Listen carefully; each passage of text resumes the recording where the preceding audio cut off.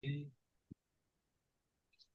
guys, what's up? Another episode here. My special guest today is JD of the grindcore band Conceal. JD, say hello to the fans. Cheers, guys! It's a pleasure to be on the show, and I'm happy to be here. Hope we have some fun. Just say on the show because sometimes even I forget what the show's called. So I'm like, okay, we'll just Something go with the show. I remember owls. Something by owls. Well, Court of what the was it? Order of Co- the Owls, Order of the Owls. That's right. That's right. So, which that has a weird. There's a long backstory behind that name, but that's for it another sounds time. So, man, okay. Okay. tell me a little bit about your band. Besides publishing downright nasty, gnarly grindcore that just smears people to death. Well, I don't know. I had just I had a death metal band which I still have going now called Spasticus, which I had for years, and we're still going now. We just finished recording, and I came back from the Netherlands where I'd been living for a few months, and Spasticus was kind of on like the rocks, weren't really doing that much, and I had a lot of material that I wasn't really doing much with. So I kind of started this band kind of just for like fun, like I've always got serious intentions. If we can go somewhere, I'm cool with that. But when I started, it was kind of just like, okay, I've got these riffs, kind of let's see where it goes. And before we knew it, we had written a few tracks, and I was like, yeah, let's go forward with it. And the beginning, we kind of really weren't sure what we wanted to do. It was kind of a mix of like really like 90s Swedish crust, like Skid System and Dysphere and stuff like that. And we're also like into a lot of like old school sludge, like Buzz Oven and Dystopia and I Hate God and stuff like that. Good shit. Um, but yeah, I'd always had like a thing for grind, also because in like my other band, Spasticus, which is a death metal band, we were always like a really grindy version of death metal as well. So I was always like really inclinated towards grind, and after a while, just kind of went that way, and we played some shows, and then we had a bit of money and we're like, fuck it, let's record. So we recorded this, I don't know what the fuck it is, if it's an album or an EP or whatever. It's a release. We recorded this release, and now we're seeing what's happening. I think the best thing about grindcore is the simple fact you can have 30 songs on one album and people are like, "Oh, it's only 20 minutes long." You're like, "Yeah, it's grindcore." Yeah, It's fast. It's quick. exactly. That's like how kind of how beauty of it. There's no like not that much. As long as you've got a blast in there and it's not too long, you're kind of in the party, the grind party. You can kind of go from there and do what you want. So And amen to that. What got you into grindcore? what got me into grindcore? As I came to Italy when I was around 16 with my mother. That's a whole nother story. But like I ended up here. And I met a very good friend of mine called Anselmo, who's the singer of Spasticus, and he plays in a lot of stuff. He plays in a band called Eraser, which has recently been doing really well. They released an album called Harmony Dies. They played a big Obscene Extreme this year, so they've been doing really good. And mostly through him. Like when I started Spasticus, I kind of wanted to do like a kind of thrashy punk kind of thing. Like I was really into like the old school thrash stuff, like a lot of the obscure stuff like Voivod and Razor and like Morbid Saints and stuff like that. And he kind of introduced me to grindcore. He's like, oh, check this out. This is like the check Repulsion out. Check like Napalm Death, from enslavement to obliteration. This was like when I was 17, 18. And I kind of got hooked on it from there. And I just went from there. And then I discovered like the classics like Terrorizer and Brutal Truth. And then I went more down the rabbit hole and started listening to like Agatopolis and all that type of stuff. And yeah, I could go on for ages mentioning bands that kind of inspire me. But yeah, that's kind of through a friend. You meet this one fucking weirdo and he ruins your life, and that's how it goes. Yep, been there, done that. Yeah. Actually, my first introduction to grindcore was the Mortal Kombat movie soundtrack. Napalm Death was on it. Twist the Knife Slowly was their song.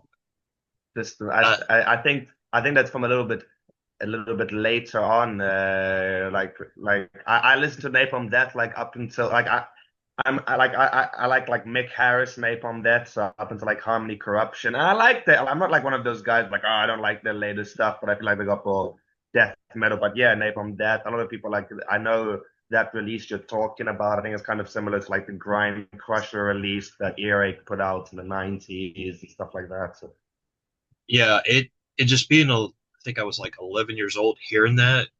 I'd never heard anything like that before. Yeah, of course, I grew up listening to like heavy metal, like Judas Priest, Accept, Black Sabbath, Motorhead, especially, because we just talked about our little bond over Motorhead a few minutes ago. But yeah, after hearing that, I kind of went down a rabbit hole and tried to find as many bands as I could. Um, but it's just something about grindcore in particular. I don't know how to explain it. It's like an emotion it brings with it. A lot of anger, of course, but a lot of social awareness too. I've noticed with over the times listening to well, yeah, various grindcore projects. I think like grindcore is a lot more compared to like death metal, which shares a lot of the sound with grindcore.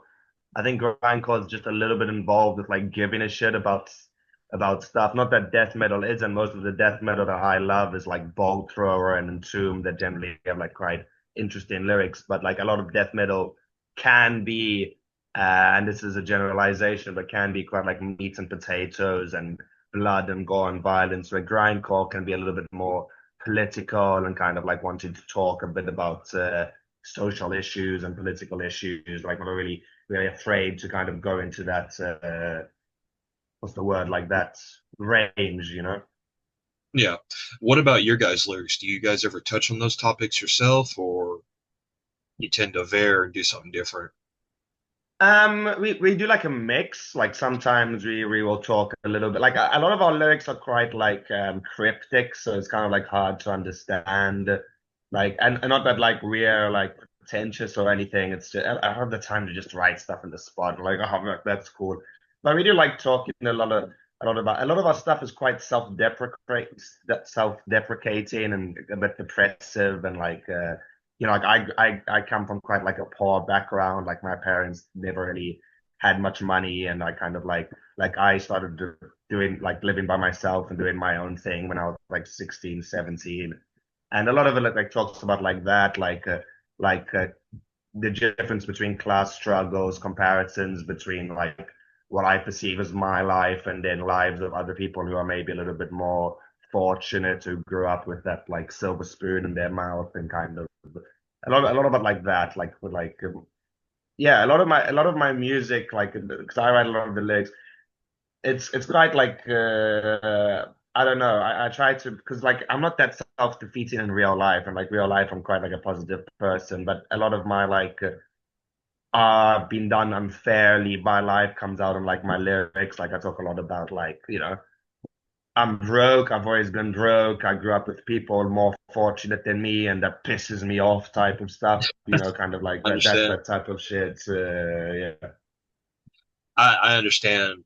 And the simple fact that when I was in a grindcore band, that's what a lot of my lyrics were focused on. Because, like you, I grew up dirt poor. You know, my family was working class. You know, father worked in a steel mill since he was 13 years old. Um, you know, we hardly had anything, but what we had, we cherished.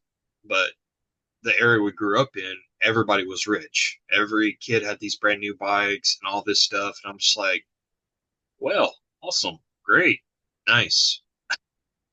But it wouldn't have been so Yeah. bad if they weren't such dicks about everything. And that it was how they treated me that pissed me off the most. Or like So the ignorance about it, like not understanding, like you know, like just like not understanding. Like a lot of my friends like are really cool people who like maybe were a little bit fortunate than me, but like when I'm growing up, they're like, oh, we're doing this weekend there, blah blah blah. Why don't you come? You never come to these things. And like I just want to grab them and go like, don't you guys realize that sometimes I just can't afford to do these things that you guys do. You know, it's not like I don't want to do them, but like I don't want to come out and be like, oh, sorry, I don't have enough money. So occasionally I'm just like, oh, I'm busy that weekend or something like that. Like my family grew up, me and my mother grew up just well enough so that I could be poor amongst world-class people, if that makes sense. I've never heard it put that way, but yeah, makes perfect sense actually. I think I'll use that to tell my kids and describe how my childhood was next time they ask about it. But I've really met people interested in this type of music who have been like, yeah, you know what, I had a perfect childhood. I grew up rich and everything was cool. Now, generally, if you're listening to grindcore and death metal, something's gone wrong somewhere. I mean, yeah, there's something in your life that happened to bring you to it. How do you feel about this whole gatekeeping things that keep happening in our metal community?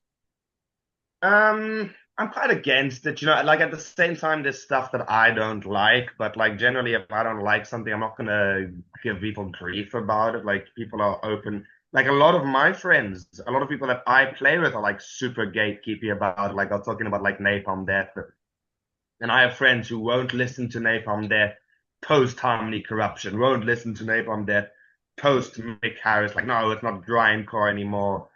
Or like, no, that's like I have friends like, no, that's too much of a suffocation blast. Like we can't have that in our grindcore. So a lot of it's kind of like I agree with the opinions of like a few people. Like I play in like a thrash band as well, and we just got a new drummer, and like we're having like he was trying to like put some blasts into our songs, and one of our members were like, oh, maybe it can work. Like there can be thrash and there can be blasts and thrash metal, and I'm kind of there, like I want to say something, but in my mind, I'm like, like I wouldn't mix blast with. So like I think there's everyone has their limits and their opinions about things. But when people start giving other people shit about what they're listening to, I'm kind of like, you know what, fuck off. Like well, what do you know? Let people listen to what they want to listen to. Like if you don't like what someone has to say or what someone like enjoys doing, like what difference does it make to you what someone's listening to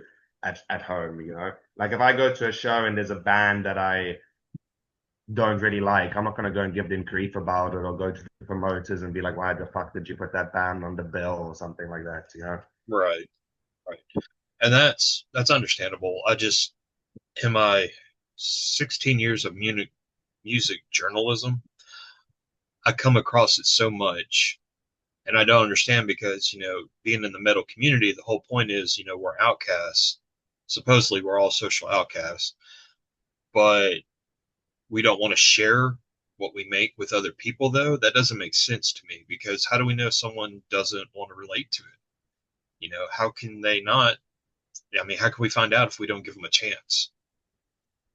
But also, I agree with that, but I kind of like, I have more of like a not give a shit kind of like view to it. Like I've had conversations with people I played with, like we've had opportunities to play certain shows, and a member of my band would be like, "No, I don't want to play that show because that band's playing that show, and that band doesn't really have anything to do with what we are." And I'm like, "Who the fuck cares what they have to do what we are? Let them play their set, and then we'll play our set. Like, why does it have to fucking like I'm not gonna." Like I play death metal, so if there's like an all deathcore show, and I don't really like deathcore, and all Yeah, the bands are deathcore, then maybe I'll be like, you know what, maybe this isn't our gig, you know what I mean? But if I'm playing a show and there's like a punk band playing with a grind band, I'm not gonna be like, oh, those two genres don't go together. I don't give a shit. Give everyone a chance, you know what I mean?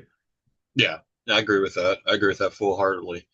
Um, Deathcore, yeah, that's ooh, yeah. I don't. We don't talk about deathcore that much, and we just leave it at that. No, but I'm not a deathcore guy either. I've never like not even metalcore. Like at the most, like I have a lot of people who talk shit about like At the Gate, Slaughter of the Soul, which I like that album a lot. I like the older shit, like The Red in the Sky is Ours is maybe like my favorite. I prefer that like more death metal shit. The Red in the Sky is Ours is fucking amazing. but I still like Slaughter of the Soul. I just don't really like what it inspired. But yeah, no, I'm not a. You don't have to worry about me. I'm not a deathcore, a metalcore guy. Uh, that's good. That's good. Makes it easier for both of us. There we go. So tell me a little bit about your other band, the one you were in to begin with, and kind of brief history and so forth with Ah, that. Spasticus, yeah, we've been going for a while. We started around 2019 and we recorded a demo. And then we had like the demo did really well and we had a bunch of shows lined up for early 2020. And then COVID happened and that put like a whole break on things and we spent a year like writing more and then we recorded an EP and then we did a split and a compilation of basically everything we put up until that point. Toured Europe in 2022. Nothing huge, but still cool. Like an amazing experience as a 22-year-old. Got to see Germany and Austria and Slovenia and all these places.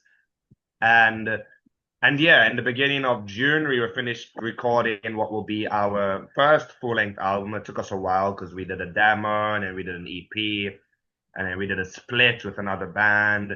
And then I left the country a bit to work in the Netherlands, and then we got a new guitar, and just things got really slowed down. Just things got slowed down. Our singer's band kind of had a really good moment that's still kind of going, so he was really busy doing stuff with them. But yeah, now finally we've like finished, and we've just finished recording the album. We're waiting for we're looking to do mix and mastering and get an album cover done. So hopefully we should have that out within by the end of this year, and hopefully be touring that sometime next year. Hopefully I'll be touring with Conceal as well, doing some stuff with them. Um, and yeah, got the thrash band. Hopefully we'll record with them eventually soon enough. And that's it. That's all I've got for the moment. I had other bands in the past that didn't make it, but that's about it for right now. You want to tell me a bit about your thrash band?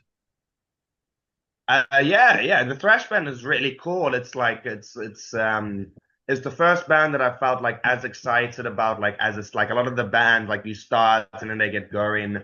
Also because like Conceal, with no discredit to the other members, I wrote the majority of the stuff with Spasticus up until like now. I wrote the majority of the stuff, but now also our singer bass player wrote some songs. Our guitarist wrote some songs. So like half the album is like written by them, and then the other half is written by me. But Conceal, like the thrash band we call it Exert. The name might change, but like we're all writing, we're all contributing. I don't know how thrashy it is. It's like it's quite like death thrash. Like when I say thrash, I mean like that really late 80s, like 88, 89, like Sadus, Demolition Hammer, Morbid Saint, like that, like really screechy type of thrash death type stuff, like more obscure. Like I'm really into a band called Anacrusis. If you know them, But I'm gonna really check them out cool. now. Check their first album out. Richie now are really cool. Anacrusis, like really death thrashy kind of stuff. Mesro from Sweden and stuff like that. So Okay, I'll definitely check. Yeah, I'll listen to anything that people will give me to listen to. Um, I get demos. Yeah, I get demons. Sorry, it's past my bedtime as well. it's all right. It's 3 a.m. for me, and I'm about 4 beers deep. So I had I uh, had I had I had rehearsal before this, and we finished like 2 hours ago, and I came home like fucking pissed. I had to like have a shower and a coffee, and then I came back for another beer. No, I've been uh, teaching all day. I've been teaching all day because I'm an English teacher, and tomorrow I've got the day off. So fuck it, like it doesn't matter. I can sleep as much as I want tomorrow. oh hell, I didn't know you were. Well, now we know you're an English teacher. I'm an English teacher. Well, there's actually a lot of educated individuals in the metal scene. So It's people will be surprised. Like I kind of like this just started going out with this girl, a girl like I've known since I was like super young. And once we got together, she's like, you're so sweet and you're so kind. Like I never expected it. Like I always saw you as like this mean metalhead. And I was like explaining to her, that's what we're all like. Metalheads are like puffer fish. Like we've got our leather jackets and we look all tough and shit, but it's like a facade. Like if you talk to us, we're like the sweetest, most kindest guys ever. We all love cats. Yep, got three of my own. I don't know why, I, but I do. I've got a few, but I don't have them with me anymore because I move around a lot. So I didn't give them to my mother, but I let them stay with her because she's in one place. So that way I don't have to move around a lot. I feel like that's kind of not that good psychologically for them. Yeah, I would agree. Um, I would definitely agree with that. We're about to move again, but this is the last move to our house. And as my wife was talking to me on the phone. She was like, "Oh, there's a kitten on the road." I was like, "Please don't pick it up." Yeah, Please don't. yeah, And she picked it, and I was like, "Great, that's just dude, what I need." my mom and her boyfriend have 11 cats, 11 cats and two dogs. That's too much. And That's too about much. and about six of them, like my mom will go like, "Oh, we're broke, we've got no money." I'm like, "Yeah, because you're paid for seven fucking cats." God, that is insane to me. But Yeah, my mom's like the old cat lady from The Simpsons, like just throwing fucking cats at people. now we should start a grindcore band about cats. There we go. No, Feline infantry. feline infantry. I like that. I'll think I'll pass on that. Just well, and it's been great talking to you. Is there anything you'd like to say to our audience? Yeah, like I hope you guys like continue to support. Like it seems like a cool thing what you're doing, like supporting metal and grind and kind of like getting people's stories out there. Like I've got some like insane stories. I'll tell you one story. Like with Spasticus, we were banned. We were or maybe still banned from playing in Leipzig because we played some show years ago and someone brought an inflatable sex doll to the show and like threw it onto the stage. And our singer picked it up and like threw it back into the crowd. And someone took a picture of him like in that moment throwing the doll. So cut to like a few months later, we go to like book this tour, and they cancel our dates because like, oh no, we saw your like profile and stuff like that, and you have an inflatable sex doll, you're a sexist band and stuff like that. And we thought that was hilarious. Like we wanted to do like a spoof on Mayhem, and like instead of doing live in Leipzig, we would do like band in Leipzig or live everywhere but Leipzig or something like that. And then cut for a few months later, our singer plays in a hardcore band called Negative Path. Anyone listening, they fucking awesome. Negative Path, and they book like a show, and the other members of that band are like all like old school hardcore guys, like super PC and stuff like that. So they booked the tour and they booked dates with the same chick who denied us. And then 2 days before they're supposed to go on tour, the booker from Leipzig calls them up and goes, "Oh no, we just discovered that your bass player sings with Spasticus, and Spasticus is a sexist band, and they canceled two of their shows 2 days before they were supposed to go on tour." It's That is just crazy. crazy. Yeah. God, that is so crazy. Uh, well, thank you for being my guest. I really appreciate it, man. It was a pleasure, man. It was a pleasure. I really enjoyed it. When does this go out? Like, send me a link when this stuff goes out, and I sure will. I'll share it around to my stuff and stuff, and I'll support you in the future in case things like that. So Thank you. I appreciate it. Well, I folks, I've appreciate it been too. no problem. No problem. I've been talking with JD of the band Conceal and 50,000 other bands, but hey, he's got to stay busy. But Cheers, man. thanks for watching, guys. Cheers. Cheers, Caius. Cheers. It was a pleasure. Bye, man. Bye.